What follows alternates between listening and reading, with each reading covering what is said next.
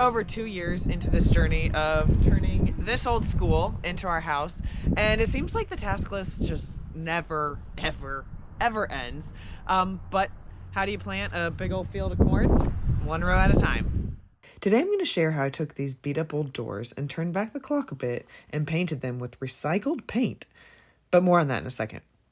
Last summer, when we moved back home from the East Coast, I took on a big project that took me all summer and a lot of the fall.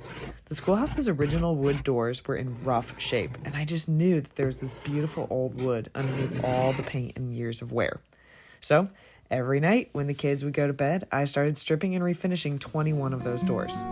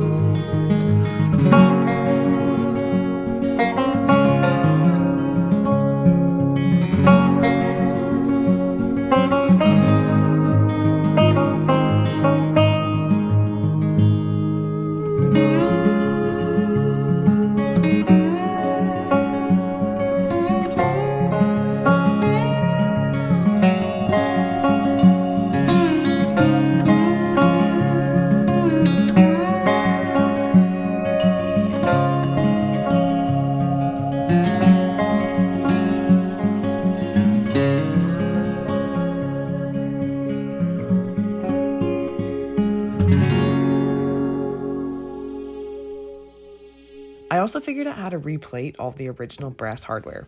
I have a whole video on that as well. It is a seriously satisfying task if you treat it kind of like an art project, and all you need is a brass brush, a torch, and a drill.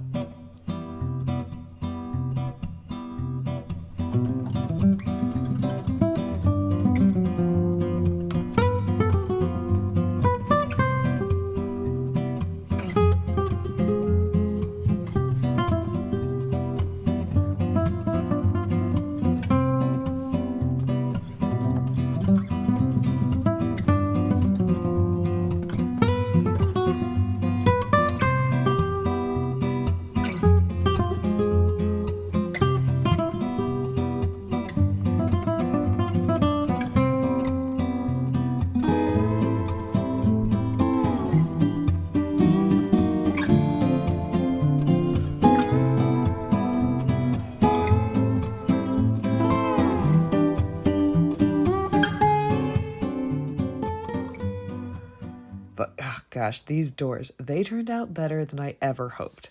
But there's always a but in home renovations. There were 6 other doors that were in such rough shape that I couldn't refinish them. There were gouges from dogs, the corners were rounded off, and the doors were splitting where the hardware was. It was just a lot of wear and tear and use. But at least, hey, the original doors, they were still here. The first step was to test for lead, and that was all clear. And then I still had to strip a lot of the original paint because I didn't want to deal with 17 layers of paint on these doors.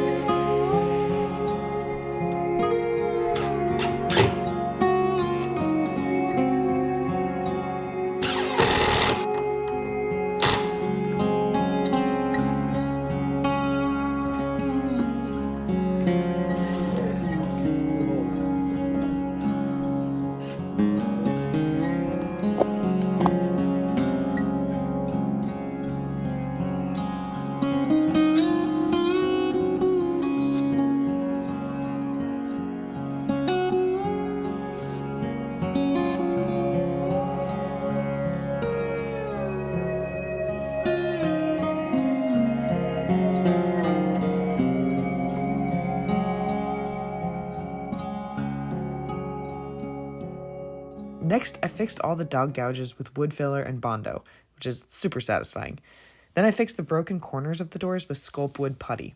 This is a moldable epoxy putty that is carvable, lightweight, and strong, and it really sticks to the original wood. It's also easily sanded and will accept paint and screws and nails. It's kind of magic. My dad is skeptical of anything that I learn on TikTok and YouTube, but this product gets even 2 thumbs up from him. So how does it work? You just mix the 2 putties together, and then the chemical reaction starts hardening the putty. I thought I would need to make a guide to get the putty to form in the shape that I wanted, but it really is like clay, and it was super easy to shape. So I put a couple screws to give the putty something to really grab onto for the long haul. And let me tell you, this stuff is sturdy. After it dried, I sanded everything again to shape the putty a bit and to get the rest of the door surfaces as smooth as possible. And this is where it gets kind of interesting. So there's this company called Up Paint, and they make a new paint by recycling unused paint. And they reached out to ask if I'd like to use some of their upcycled paints in our upcycled schoolhouse, which I thought was very cool. So after doing some digging and research, I got really into what this company is trying to do. They collect used paint from drop-off locations across the country, and then they process and purify the paint. They add their own pigments, and then they have their own line of ever-expanding colors. Up Paint takes the unused paint and then processes it through a machine that removes impurities like dust. Then thinners and other chemicals are added to create the right texture. So I thought this company was fascinating, and I was really curious to see how the paint performed and held up. So first I primed all the doors with the Up Paint primer, and then I got rolling with a couple layers of paint. Halfway through, I noticed some uneven texture was showing through the paint, so I did a bit more Bondo and another round of sanding and then more paint. I could seriously write some love letters to Bondo and the sculpt wood putty, which definitely means I'm old. So the Up Paint is really great so far. I don't think I could tell a difference from this paint and other premium paints out there. I'm very happy with the results on these doors. Hey, maybe the next step is to paint the whole schoolhouse in recycled paint. And more on that. One update on the larger schoolhouse construction front, we have drywall. I'll be making a much longer video about this soon, but wow, is it exciting to see walls and ceilings go up on this project that we've just been working on for so long.